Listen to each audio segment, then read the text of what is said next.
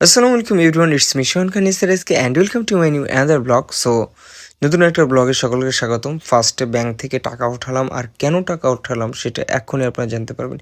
এই যে রাস্তার পরিবেশটা দেখছেন, এই রাস্তার উপর দিয়েই প্রতিনিয়ত আমাদেরকে বা আমাকে যেতে হতো। আমার বাসার পিছনে আরও কয়েকটা ফ্যামিলি ছিল, আর এইখানে এত পরিমাণ গোবর এবং পানিগুলো এইখানে থাকে, এই দিক দিয়ে যাওয়ার মতো প্রসেস ছিল না। যাই হোক, এখানে তো মাটি আছে এবং ইটের যে সাইড দিয়ে যেখানে যাবো আমরা, সেই সাইডে এক হাতও রাস্তা ছিল না, জাস্ট অল্প একটু ছিল। তো যাই হোক, এইখানে সকলের কাছ থেকে সব কিছু মিলিয়ে উদ্যোগ নেওয়ার চেষ্টা করছিলাম। এই যে রাত্রেবেলা এটা দেখাচ্ছে, আপনারা দেখতে পাচ্ছেন। অ্যান্ড সকাল সকাল টাকা নিয়ে চলে আসলাম। রাত্রেবেলা বালু পড়ছে এই রাস্তা, এতটুকু রাস্তা দিয়ে আমার গাড়িটাও পার হইতো না, গাড়িটা মানুষের বাসায় রাখতে হতো। সো এইটার দুঃখ ছিল। অনেক দিন ধরে বাসায় তো অনেক বছর ছিলাম না, বাসায় আসার পরে ফার্স্ট এই সমস্যাটা অনেক দিন ধরে উপভোগ করি, এবং কবে করতে পারবো, কবে রাস্তাটা হবে সেটা কি বলবো, প্রতিনিয়ত ভাবি। গাড়িটা রাস্তার উপরে অনেক সময় বাসায় যাওয়ার সময় রাখতে হয়, কখন নিয়ে যাব। তো এইখানে নিজস্ব প্রচেষ্টায় কেউ একটি টাকাও দেয় নাই, সকলে দিয়েছে বাধা। আর আমি করেছি কাজ। সকাল সকাল বের হয়ে গেলাম। সাইডে এই যে পিচের যে ড্রামগুলো থাকে, ড্রামগুলো কেটে দিলে নাকি পানির মধ্যে সুবিধা হয়, এই জন্য এটা নেওয়ার জন্য আসলাম। কিন্তু দুঃখের বিষয়, এখানে এসে বলছে যে ভাই এগুলো আমরা বিক্রি করে না, আর নাই, আর আগেই বিক্রি করে ফেলছি। সেখান থেকে হলো না, ওইটার কাজ নাকি পার করতে হবে নেট দিয়ে। নেট নেওয়ার জন্য বাজারে চলে এসেছি। এইখানে নেট নিলাম প্রায় 1000 টাকার উপরে। নেট নিলাম, নেটের পরে বাঁশ নিতে আসছি। জীবনে তো বাঁশ আর কম খাইলাম না। ফাইনালি এখানে আল্লাহর রহমতে কাজ শুরু হয়ে গেছে, যে এখানে এর 2 হাত ওর 2 হাত এরকম করে কয়েক ফিট, মানে সরকারি কাজ অনুযায়ী 3-3-6 ফিট রাস্তা এখানে বের করা হচ্ছে। তো যাই হোক, এইখানে বালিগুলো যেগুলো দেখছেন, প্রায় অনেক টাকারই বালি এখানে আছে। আমি টাকা হিসেবটা দিচ্ছি একটু, এই যে নিজে নিজে কিন্তু সম্পূর্ণ রাস্তাটা করছি। এইখানে পুরো বিলের মানুষজন যারা যায়, সকলে যারা আবাদ পানি করে আর কি, তো তারা ভার নিয়ে যায়। এবং অনেক সময় পিছন দিকে জঙ্গল বাড়ি আছে, কোনো কিছু হলে লাশ ওই দিক দিয়ে নিয়ে যেতে হবে। তো এমন একটা রাস্তা ছিল যেখান দিয়ে মানুষ নিজে উঠে যেতে লাগলেও মাজা ভেঙে পড়ে যাবে, এরকম একটা বিষয়। এই জায়গাটায় যে এখান থেকে এখানে অনেক উঁচু নিচে ছিল, প্রায় 2 কাকড়া মতো বালি, 2 কাকড়া বেশি, শুধুমাত্র এই 4-5 হাত জায়গাতেই খাইছে।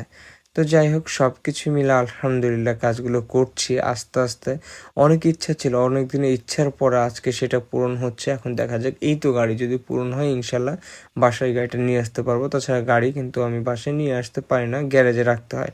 তো যাই হোক, পানির মধ্যে করা কাজ বুঝতেই পারছেন। এই বালিগুলো আটকানোর আগে বাসটা পানিতে বসানো জরুরি ছিল, কিন্তু কোনো একটা কারণে হয় নাই বা লোক পাইছিলাম না। বাঁশ টাসগুলো রেডি করে পানিতে মোটামুটি বসাইছি।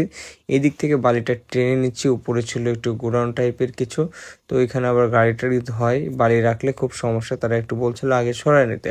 তো এখান থেকে টেনে নিচ্ছি এইদিকে। এরপরে আমি সহ আরও কয়েকজন আমার সাথে ছিল, নেটটা দিয়ে বাঁশটা দিয়ে বেঁধে নিচ্ছি। এটা আর একটু বড় হতো, ততটুকু বড় আর করা হলো না। এর মধ্যেই চলে এসেছে এইখানকার দুই পক্ষের জায়গা। দুই পক্ষই মত দিয়েছে, কিন্তু এ পক্ষ নারাজ। চলেন কি বলে শোনেন। এখন সবাইকেই বলা হয়েছিল, তাদের কাছ থেকে আগে পরে ভালোভাবে বলা হয়েছে, তারা দিতে চেয়েছে। কাজের সঙ্গে অনেকেই দিতে চায়নি। যাই হোক, শত বাধা শেষকিউ রাস্তা এবার বানাবোই, উঠে পড়ে লেগেছি। রাস্তা বানাতে হবে যে কোনো মূল্যে। আমি আমার সর্বোচ্চ ক্ষমতা এবং শক্তি এখানে প্রয়োগ করার চেষ্টা করবো ইনশাল্লাহ। এবং শুধুমাত্র এটা আমার জন্য না, প্রায় আরও 10টা পরিবারের জন্য।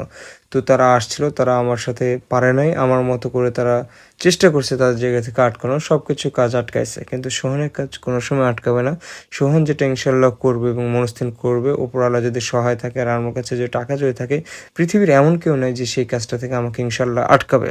তো এখানে 4টা গ্রুপ ঠিক করা হয়েছিল। 4 গ্রুপের মধ্যে কাজটা ছিল রাতে আমার রাস্তা করতে হবে, আর এটা ছিল আমার জন্য ড্রিম চান্স। এই চান্সে আমি আর পাবো না, মানে আজকে আমাকে রাস্তাটা শেষ করতে হবে ইনশাল্লাহ। অনেকগুলো লোক নিয়ে রাতের বেলা এই রাস্তাটা শেষ করা হয়েছে। মোটামুটি অনেক বড় একটা অ্যামাউন্ট খরচ হয়েছে। সো ফাইনালি রাস্তাটা হয়ে গেছে। এই হচ্ছে দিনের বেলা। এই রাস্তাটা করতে মোটামুটি প্রায় আমার 30,000 টাকার উপরে খরচ হয়েছে। কারণ কি, কস্টগুলো অনেক বেশি ছিল। বাঁশ ছিল, নিচে বালির বস্তা ছিল, আবার উপরে হচ্ছে বালি। এবং এ পর্যন্ত যে শেষ না, এরপরেও আরও অনেক কাজ হয়েছে এবং লোকজনের খরচ সব কিছু মিলা আমি সহযোগিতার জায়গায় পেয়েছি সবার কাছ থেকে। টাকা তো দূরের কথা, শুধু বাধা। হ্যাঁ, তো এত বাধা বিপত্তি আসার পরে ইনশাল্লাহ আমি সঠিকভাবে রাস্তাটা করেছি ইনশাল্লাহ। এখন দেখা যাক সামনে আরও কত ধরনের বাধা আসে। বাধা তো আসবেই, কারণ উপকার কিন্তু সকলেরই হয়েছে। বাট কেউ এটা চায়নি, অনেকে চায়নি, অনেকে বাধা দেওয়ার চেষ্টা করছে আমার নামে এখানে ওখানে অনেক জায়গায় তারা কমপ্লেন করছে। তো আমার কমপ্লেন অনুযায়ী এখানে এসিলেন্ট এবং সবাইকে অবগত করা ছিল রাস্তাটা নিয়ে কীভাবে কী করা যায় বা না করা যায়। তারপরে তারা যখন এটার সমাধান করতে পারেনি, আমি আমার মতো সমাধান করছি ইনশাল্লাহ।